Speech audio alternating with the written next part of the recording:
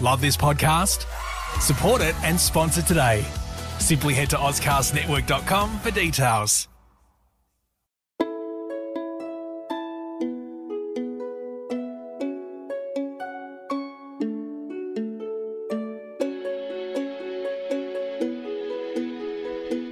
Welcome to Hong Kong Confidential. I'm Jules Hannaford and I'm your host. I'm an Australian woman and I've been living in Hong Kong for many years. I'm a mother, a teacher, an author, and I want to share my wisdom and the wisdom of others with you. Thanks for joining me and I hope you enjoy the show.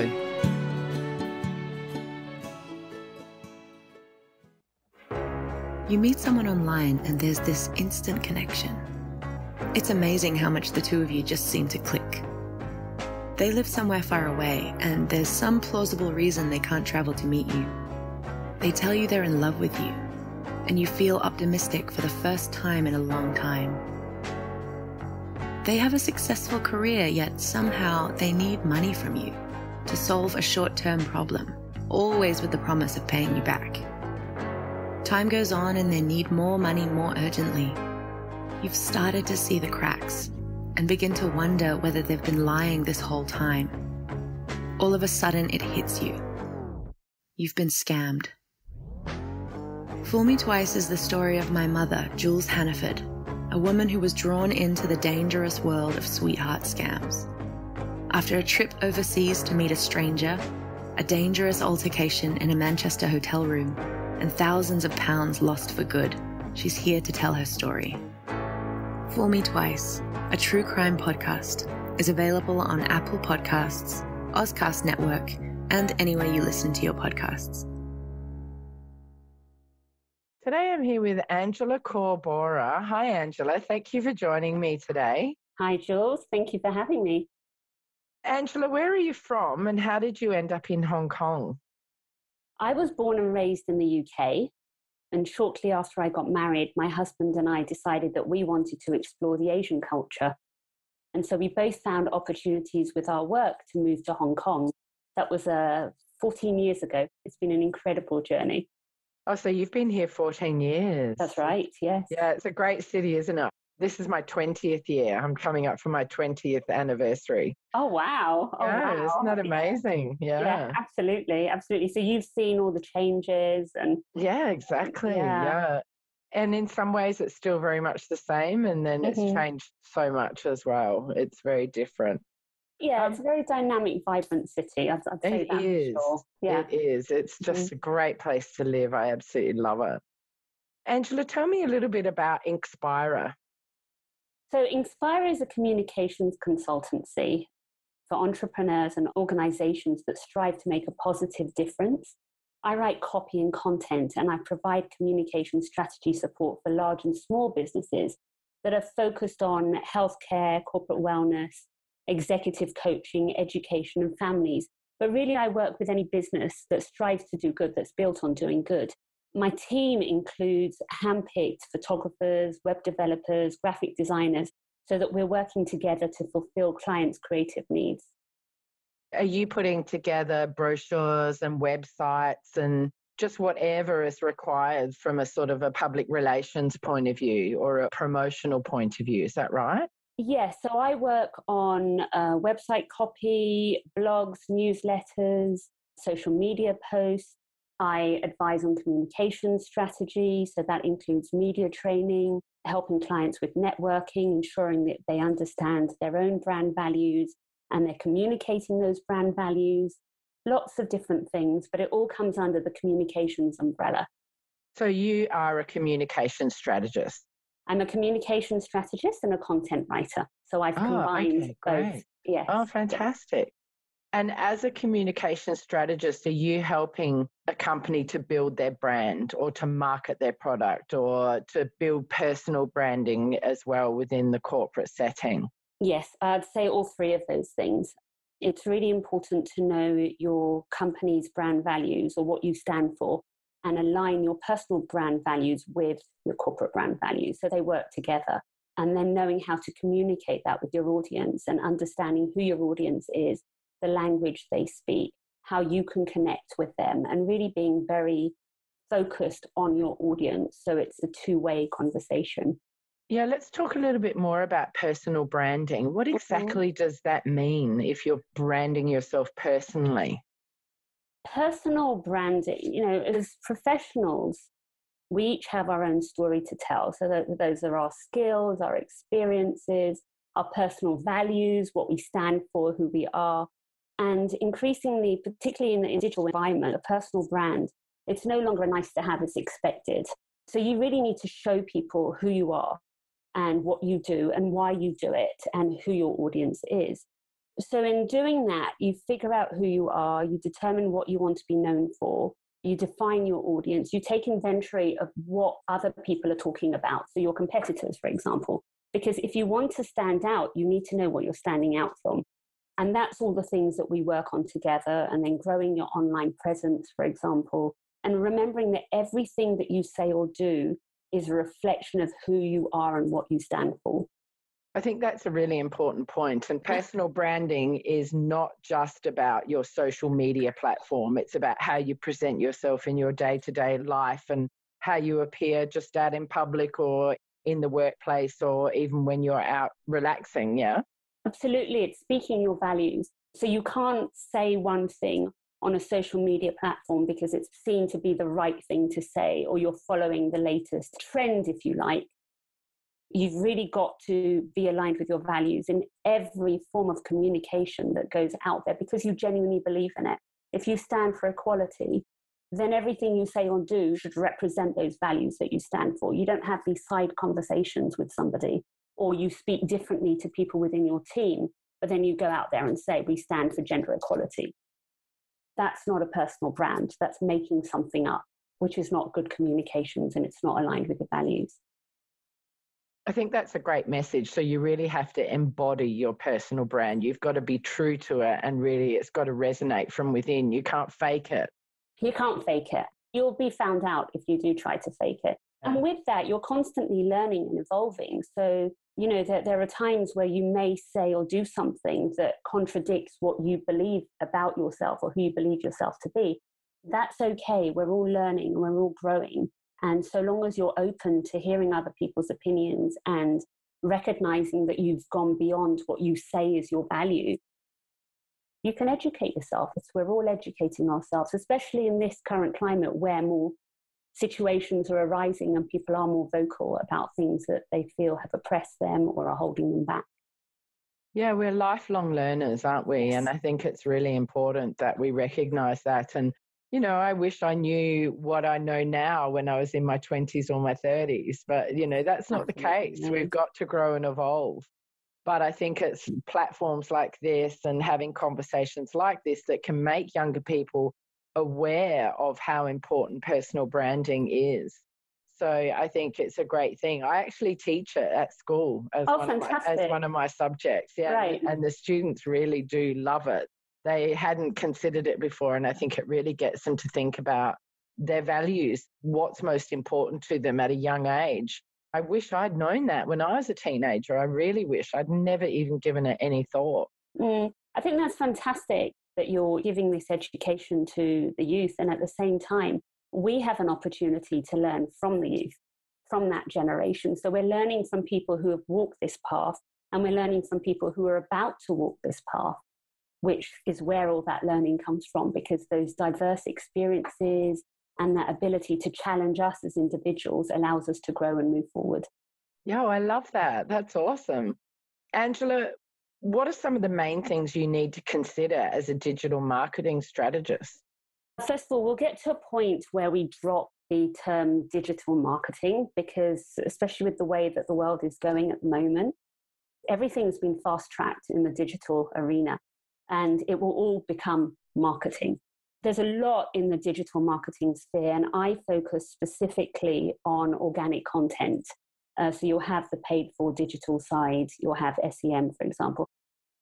I focus on short and long form features, blog posts, social media, social listening and engagement, newsletters, web copy, anything that allows you to have this strong online digital presence organically. Right. That makes a lot of sense. And what do you enjoy most about your roles? I think it comes back to what we said about being lifelong learners. I work with incredible minds. These are people who just have so much knowledge and wisdom and experience. And what I found is that a lot of the people that I work with, they come from a place of having overcome obstacles and challenges, and they've found solutions that work, and they're so passionate about what they do that they want to share it with other people. But they're also lifelong learners. So they're gaining knowledge as they go along, and I tap into that knowledge. I have access to that knowledge. I call myself a conduit for courageous conversations because I love that. Thank you. I'm just there. I'm just there to share that knowledge and wisdom with other people using the skills that I have as a communicator and as a writer. And in my own way, that means that I'm helping through my words and through the knowledge of these incredible people. I'm doing my part to change the lives of thousands of people.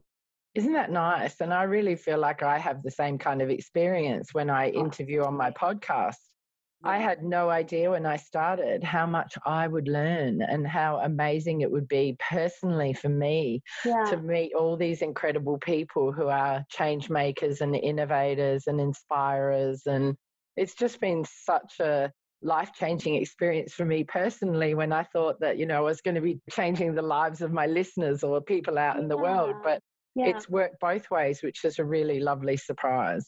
It's the ripple effect. So if we look at what, you're doing in the audio world and what I'm doing in the spoken and written world, we are making a difference to the lives of our readers, and they in turn are sharing that knowledge or wisdom and making a difference to the lives of other people.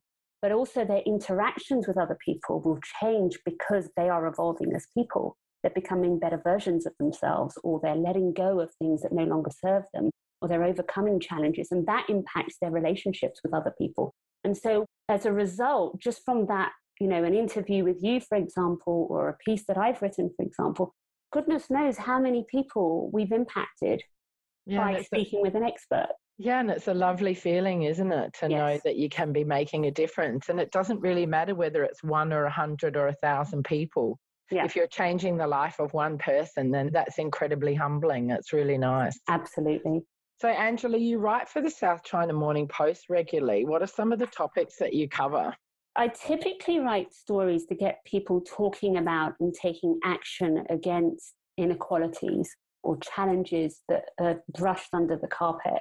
I've covered topics like breastfeeding policies or lack of breastfeeding policies in baby-friendly hospitals, adoption-friendly policies in the workplace or lack of, child abuse, incest, mental health challenges for children, maternal depression, male life-work balance, often overlooked, mental health and the link to plastic surgery, and lots of different topics, but all geared toward empowering people and inspiring people to live better, healthier, happier lives. Oh, how cool. And do you have a favourite story that you have written? I know that's like asking, do you have a favourite child? Yes, yeah.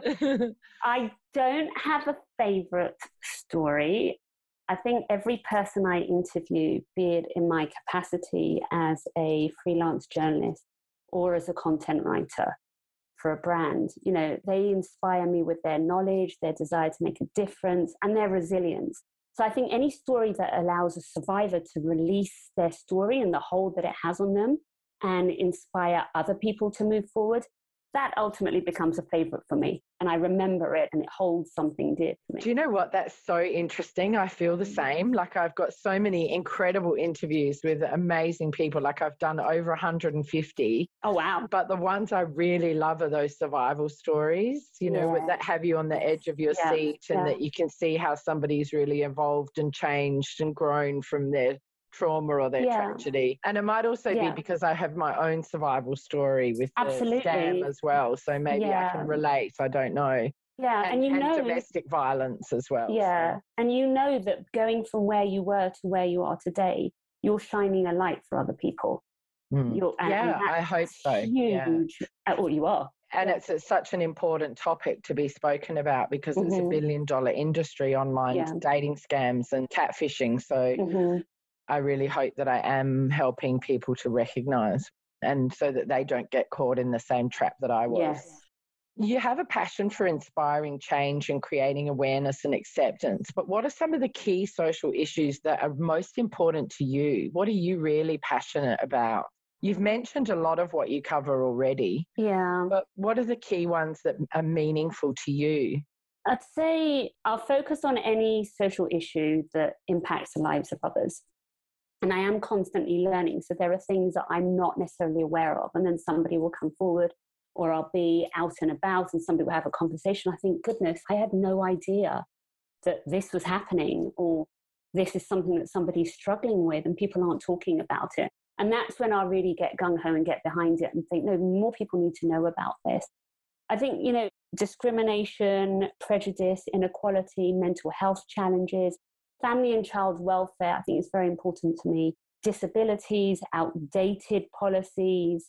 More recently, and this is learning through a client who's very passionate about animal rights, that's become an area that I'm learning more about. I think everyone deserves to live a full, healthy and happy life. So if I get a whiff of discrimination, inequality or prejudice, I'm right in there. You're on it. Yeah, that's I am great. on it, and I think the only way that I know how to do or to make a difference is through words.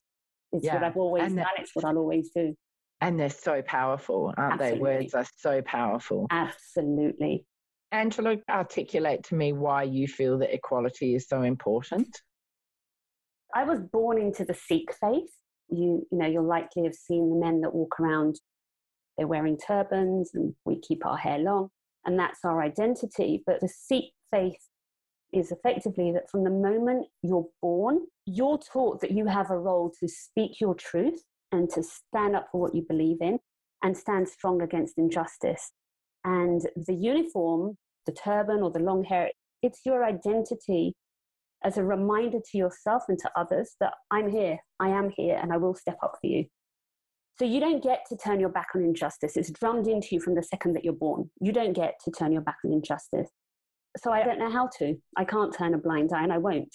If I was to look back at my personal experiences, I've seen my dad viciously beaten before me and my brother bullied because they wear turbans. I've survived sexual abuse as well as sexual harassment in the workplace. I've experienced postnatal depression. I've had suicidal thoughts as a result. I've experienced mental and verbal abuse because I don't look or act Indian enough, or because I'm a woman who has always spoken her mind. And I refuse to flow with the status quo. I have no interest in doing that. I've survived a near fatal car accident, and I now live with a disability. These experiences, they don't make me or anyone who has experienced an unusual life weak. In fact, I think they make us stronger. They give us more reason to have a seat at the table. And they give us a unique perspective, resilience, empathy, and so much more. So I want people to know that the sky's the limit. There are chapters in your life that will be impacted by other people or circumstances, but only you get to decide your life story. You have a right to live an equal life in the same way that anyone else does. Those are some of the reasons why equality is important. Yeah, that's amazing. And it seems like you've really survived a lot of trauma and difficulties, but that's only just made you stronger and more resilient and more determined. And I think that's a wonderful thing, because a lot of people can be defined by their traumas in a negative way or live in fear or whatever. And it just seems like you've really used them as a tool of empowerment. Yeah, I think this ties in with the stories that we tell ourselves. We're either a victim or we're a survivor moving on to becoming a thriver. And I would like to believe that I'm a thriver and I help people move from surviving to thriving in the work that I do. Our stories. That's cool. That's lovely. Well, the stories that we tell ourselves, I think they can either empower or disempower us. So I'm weak. I'm a failure. I don't deserve to be charging XYZ. I don't deserve to be here. I'm not good enough because XYZ told me I wasn't good enough when I was a child. I'm weak because I was abused, or I don't know how to stand up for myself. We tell ourselves these stories, and it's important to remember that your experiences are your experiences. They don't define us. They don't define who we are. We get to define who we are, nobody else. Absolutely. That is so true. Angela, what can we do as individuals to make changes towards a world that embraces equality? Because we've got a long way to go in many aspects, haven't we? We do. And sadly, the conversations that we're having now are the same conversations that we were having 20 or 30 years ago. I'm disappointed in a way. And at times I've been disheartened. And at other times I stop and think, no, that means our work isn't done. And we've got to keep on going and keep on speaking out and keep our eyes and our ears and our minds open to everything that's going on around us. We all have a role to play. And I think it starts with being aware of the privileges that we have as individuals, taking the time to understand the differences and with that, the challenges that a person faces. And go beyond the obvious. There's always more than meets the eye. But at the same time, don't make assumptions. I've had people, when I tell them a story about something or other, and they automatically assume that it's related to racism. It had nothing to do with racism. Nobody gets to tell me if it had something to do with racism. I get to make that choice. And I hope, we get to a point when we stop sticking people in boxes because it's convenient to do so. There's, for example, and this is something I feel really strongly about, there's white and then there are people of color. And every person that's not white is shoved into this convenient little box. And then there's white and then there's BAME, B-A-M-E. So you take A, for example. Are we saying that a hijab-wearing Muslim woman has the same experiences as, for example, a Chinese person? That's not the case. I'm hoping that we get to a point where, as we move toward equality, and this is an ever-evolving journey, we step outside of these categories and convenient little boxes and start to think of each individual as an individual and recognize that equality is about ensuring everybody has an equal opportunity and they're not treated differently or discriminated against because of their characteristics. Diversity is about taking account of the differences between people and groups of people and placing a positive value on those differences and celebrating those differences. It makes the world a richer place if everybody has an equal place in this world. Absolutely. And I think what you're saying needs to be communicated to children in schools. That's where we need to start, is through our education programs. And that diversity and inclusion are the cornerstone of education. I think that's really, really important. Incredibly important. I'm so glad that you say that. And as an educator, you think that. There's a lot of work that's done around people of this generation. Why are we not starting with our children? Why are we not educating them so that they don't have to have these conversations in 30 or 40 or 50 years' time? Why are we not helping our children see the beauty of the world and the richness around them and celebrate diversity? Absolutely. And modeling good behavior as well. People pick up racism or sexism or ageism or whatever from their parents often. Yes, they do. I think even when it comes to talking about our own bodies in front of our children and the way that we communicate to our children and the words that we say are really, really powerful and really, really important. Absolutely. And again, this ties in with personal branding and your values. Who are you? What do you stand for? And if you stand for these things, stand for it at home in front of your children because they're your greatest audience. Absolutely. And for my listeners out there, they can do this. They can go and research values, look up, there's long, long lists of values, and go through them and select 5 or 6 key values that they feel resonate most importantly with them. And then narrow it down and think about, and then how do you embody these values in the way that you operate out in the world? Yeah. And I think it's a really good exercise to do. I've done it and it's very interesting. That's fantastic. And I think, I'll add to that you challenge yourself with those values. So when you have these 5 or 6 values, you're constantly challenging yourself in any situation you're in. Am I aligned with my values and the things that I'm saying and the things that I'm doing? And I think one way that we often are not aligned with our values is when we're gossiping or when we even have negative self-talk. Yeah. I think there are two ways that we could really catch ourselves and think, actually, what I'm saying about myself or others is not really aligned with my values. It can be quite a good way to get yourself into a more positive and caring and loving mindset. Yeah, and that impacts the relationships that you have as well. Absolutely. Yeah, it does. Angela, you mentioned earlier that you're a sexual assault survivor. I think that's really interesting, given that when I was researching you, I could see that sexual safety was something that was really important to you.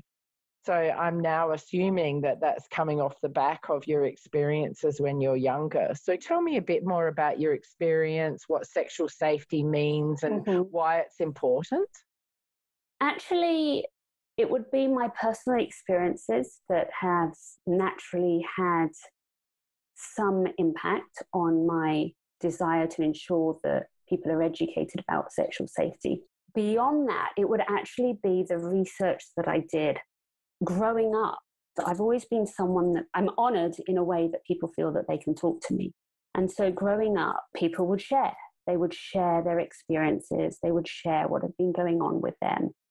And I found it deeply unsettling to have conversations time and time again where I didn't share my experiences just out of choice, but somebody would come to me and share their experiences of sexual harassment, sexual abuse, incest, which the World Health Organization categorizes as a silent health emergency.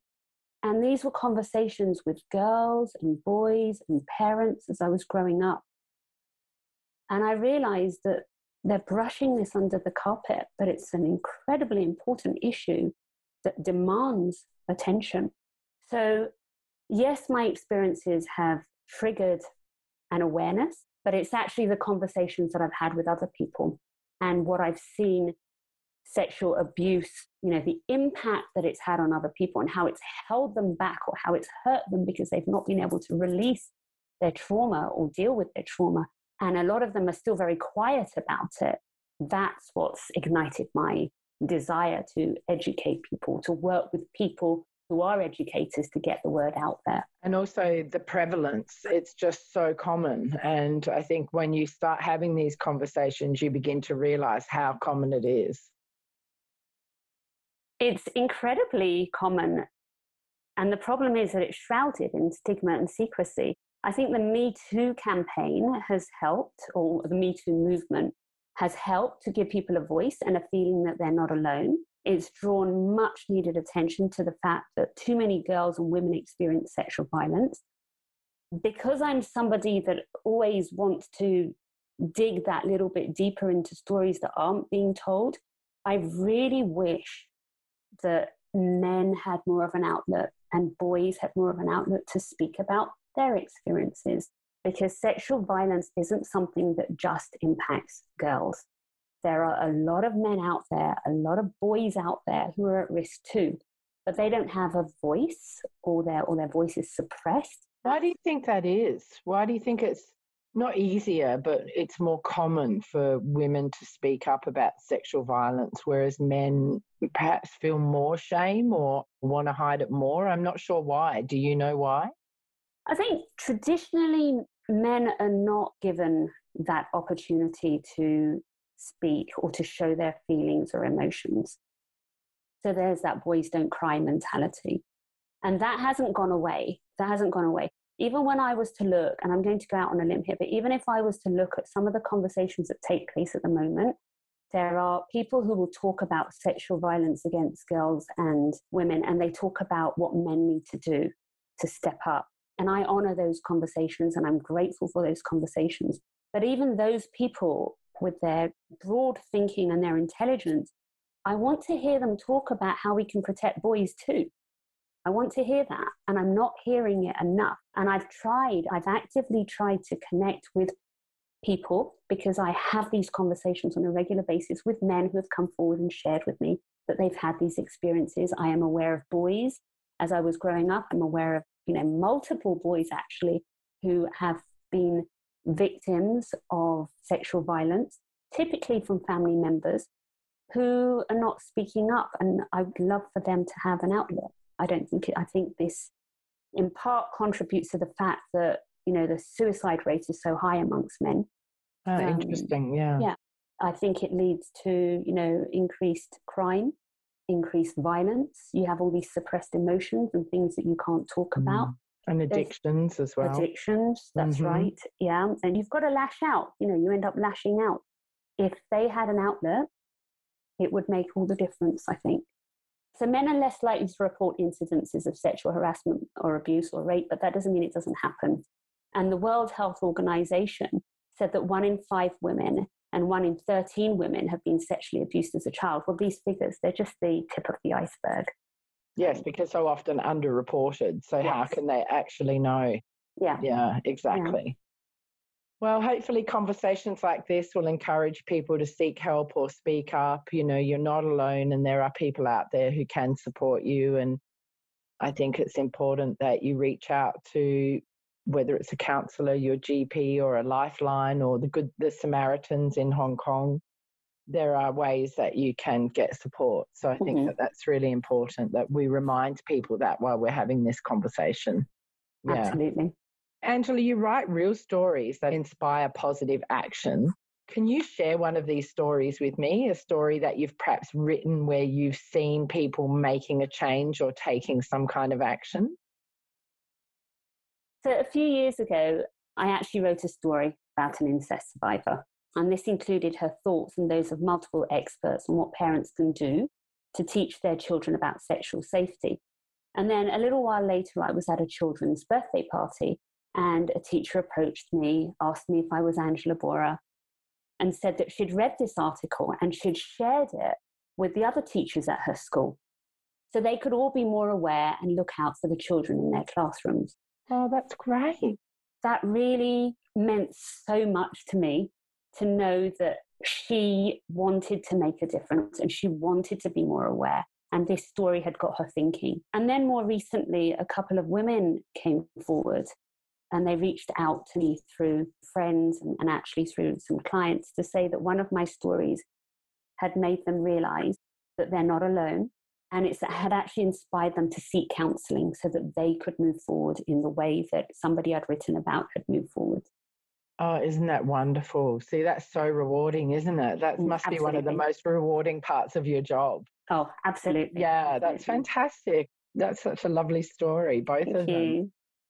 What are your thoughts on mental health and how we can raise awareness and encourage people to speak up and seek support? Because there's still a bit of a stigma around speaking up about mental health issues, although the conversations, they do seem to be getting better. I find this interesting because every single one of us has mental health. We all have mental health in the same way that we all have physical health. Yes. And at any stage in our lives, our mental health is going to change. It's inevitable.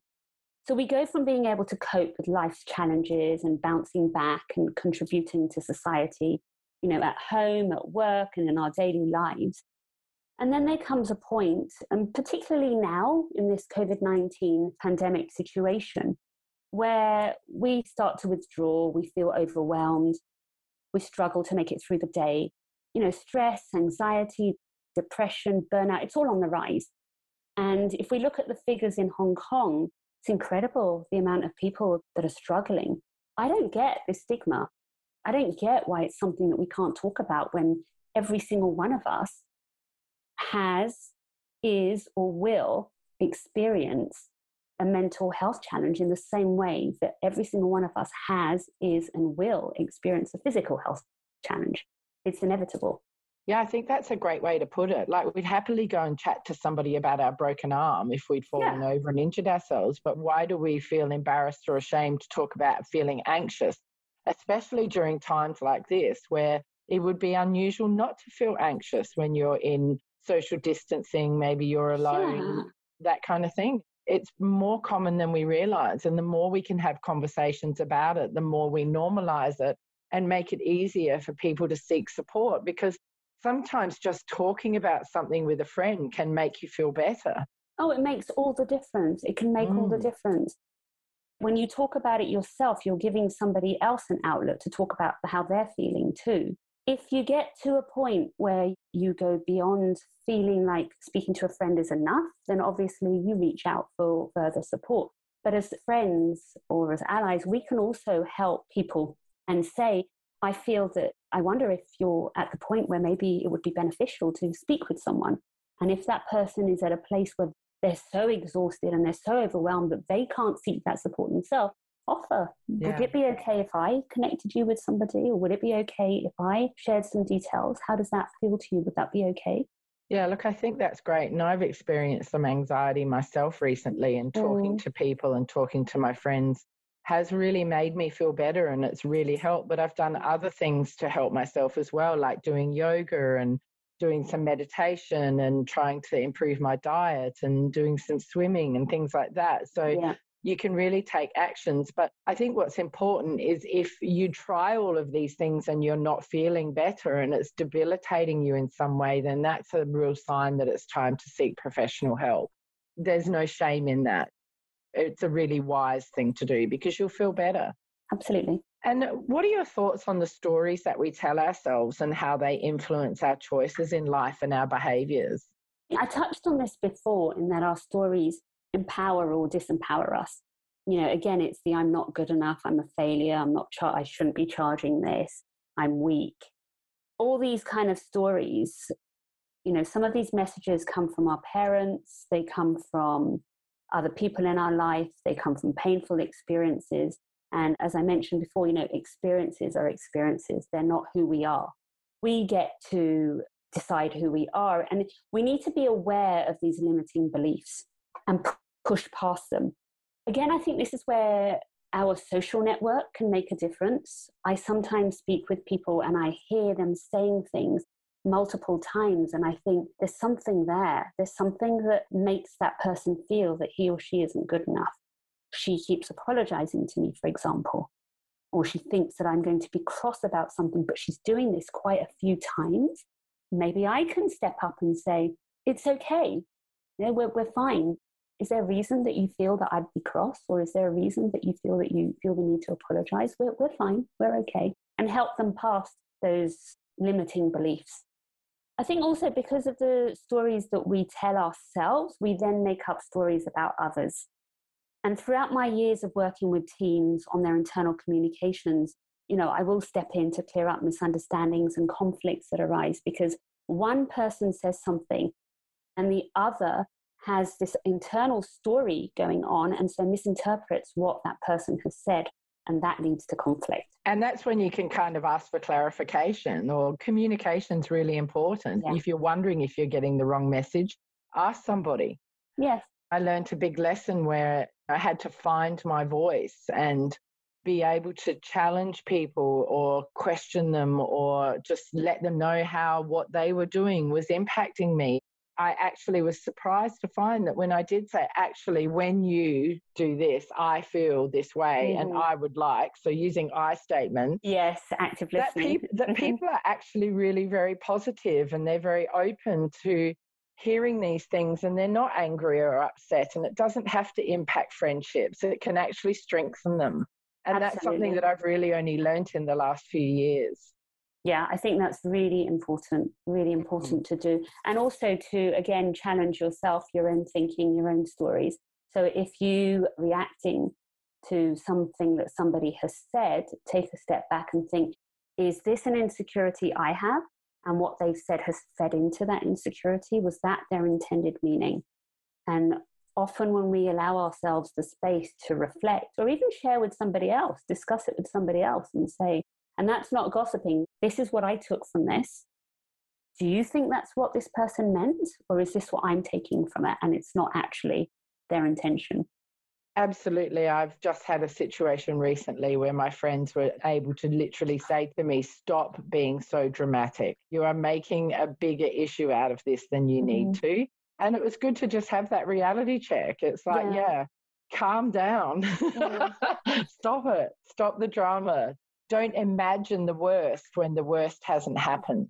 Exactly. And I think what helps is the fact that you were open to it.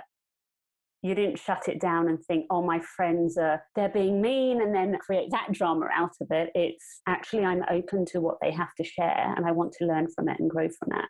Absolutely. Andrew, I just wanted to pop back to talk a little bit more about personal branding. Okay. Tell me how important LinkedIn and social media profiles are for personal branding. Yes, personal branding is incredibly important, and LinkedIn is incredibly important for personal branding, and as are other social media platforms. I think it's important to hone in on the platforms that serve you rather than try to spread yourself so thinly that you're not able to do anything impactfully and effectively. I think that's good advice. Mm-hmm. So if, for example, we're looking at LinkedIn, it's a professional version of yourself. And what I would suggest then from a personal branding element is that you optimize your profile for search purposes. So think about the keywords that people would be looking for to find you and use them in your headline, your job title, your summary, your job descriptions. Use those keywords. Your hashtags. Your hashtags, that's right. Yeah, absolutely. And we live in a hashtag era, so you've got to we get it do. right. Yeah, you've got to be on it with the hashtags. Absolutely. And then use your description to sell yourself. Highlight your accomplishments and your skills and what you've achieved, always having the reader in mind. So there's no point going off on this crazy tangent that has nothing to do with your audience. You may have something quirky in there, that's fine, but bring it back to your client and avoid jargon. And then I would say use a professional image, customize your LinkedIn profile's URL. This is very important and not many people do it.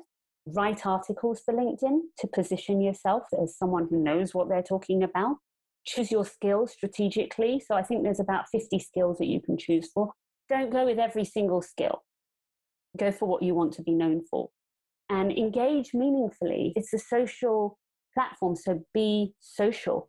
Don't be a keyboard warrior and say something behind a screen that you wouldn't say if you walked into a room. Don't post something and then disappear. Why would you walk into a room, tell someone a story, and then leave? Stay there, engage with people. Thank them if they've commented, acknowledge what they're doing, keep it social, keep it respectful. Ask for recommendations. I see a lot of people don't do that. If you've worked with someone, they like what you do, you've got this great relationship, reach out, ask for recommendations. They'll likely say yes, and be helpful. Post content that helps people. There is enough doom and gloom in the world at the moment, or at any time. If you need to talk about something negative, bring in solutions. Angela, you represent some great companies in Hong Kong. How do you find your clients? I do, and I say that with great pride, and pride because they really are such incredible people and businesses and brands. I'm honored to work with them because they genuinely want to help others. I'd say we find each other. My website, LinkedIn, client testimonials, referrals, even my work as a journalist. These are just some of the ways that clients who share the same values become a part of the Inkspirer clients. I work on a project basis, but a lot of my clients work with me on a retainer basis. So we have these relationships that span years. Some of my clients have been with me for almost 8 years now. It's a really beautiful partnership, and we've seen some real magic happen. Oh, isn't that lovely? That's so nice to hear. And what advice would you have for someone who'd like to work in your field? I come from a PR background, and I've spent many years in journalism. So setting up a content and communications consultancy was the natural next step for me. If someone is looking to work in content and communications, I'd say the first thing you need is a passion for words. And that's the spoken word, the written word, even the unspoken word. So tone, language, body language, for example. Ideally, work with an agency or in-house to really hone your foundation skills, your basic skills, and then you can build on those skills. If at some point you choose to go solo, which I did after having children, I've got 3, very proud of them, look at ways to build up your portfolio so you can share your work so long as it's not under NDA, under a non-disclosure agreement. from your previous work, or if you're a content or copywriter going solo from the offset, you can start by writing your own blog posts, writing copy for a friend's business, for example, and move on from there. If you are starting out and you don't have clippings to your name, then it may be something to consider. And get social. Share what you're doing online. Be aware of your personal branding. Develop your website when you can. Network like mad. Join writer and communications groups online. There are loads. One thing I do highly recommend is keep a swipe file. And in simple terms, a swipe file is a digital physical folder where you keep all the fantastic marketing and content writing ideas that you've encountered over the years. So it's almost a professional scrapbook, if you like. And then learn from the greats. Don't ever stop learning. This is an ever-changing business, so read lots and lots and lots. And if you can, invest in a coach. If you can invest in a business coach, somebody who specializes in writing and communication strategy, because you could be the greatest writer in the world. That doesn't mean that you've got the greatest business sense. So having someone who can look at your business and what's working for you and what's not working for you can really make the difference between being a struggling writer and communication strategist and someone who's successful. Oh, thank you for that. That's super interesting and some great advice for anybody who would like to move into the sort of communication strategist field. So how can my listeners find you, Angela, if they'd like to learn more about what you do at Inkspirer or read more of your articles? If you're an entrepreneur looking for content, copy, or communication support, or you're someone who has a story to share, you can go to inkspirer.com. So www.inkspirer.com. You can email me at angela@inkspirer.com. If you're interested in reading the features that I've written in my capacity as a journalist, I have an editorial section on my website. Lots of brilliant interviews with incredible people who have moved from victim to survivor to amazing thrivers. Fantastic. Yeah, I've had a good look at that page and read many of your articles. Congratulations. You're a great writer and they're really so inspiring and engaging. I love them. Yeah, I had a good old read through. It was fab. Yeah. That's really lovely to hear. Yeah. Thank you so Angela, much. Look, thank you so much for coming on Hong Kong Confidential today. It's been so lovely to speak to you, and I wish you the best of luck with your ongoing career, and just thanks a lot for being here. Thank you, Jules. It's been a real pleasure to speak with you. Thank you. Yeah, wonderful. So for my listeners out there, if this is something that you've really enjoyed, then please can you share this with your friends and family? And if you could go to iTunes to rate and review me, then that would really help get Hong Kong Confidential up the charts and also help Angela get her stories and her work out there to the wider public. So that would be amazing. And if you want to sponsor me and the production of Hong Kong Confidential on Patreon, you can go to patreon.com/Hong Kong Confidential. And for as little as $1 a month, you can hear the answers to Angela's 4 secret questions. So you don't know anything about this, Angela, but I'm going to ask you 4 random questions. Okay. That are going to go on my Patreon page. So we're going to say goodbye here. So thank you so much. And we'll see you over in Patreon in a minute. Thanks again, Angela. It's been wonderful. Thank you, Jules. Thank you. Hi, Confidants. I want to tell you about my Patreon page. I've joined Patreon in the hope of getting sponsorship for my Hong Kong Confidential podcast. Patreon is a great way for my listeners to get on board and sponsor me with monthly payments, and that goes towards my production costs and rewards for my members. If you're interested in checking out my Patreon page, please go to patreon.com and search up Jules Hannaford or Hong Kong Confidential. I would really appreciate you visiting my page.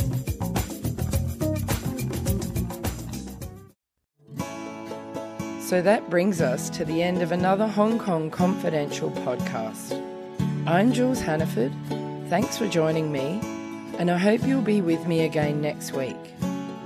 If you enjoyed today's podcast, please can you go to iTunes to rate and review it. I would really appreciate your feedback.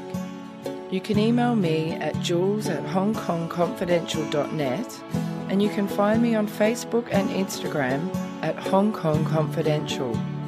If you'd like to hit me up on Twitter, it's at Jules Hannaford. I would love to hear from you.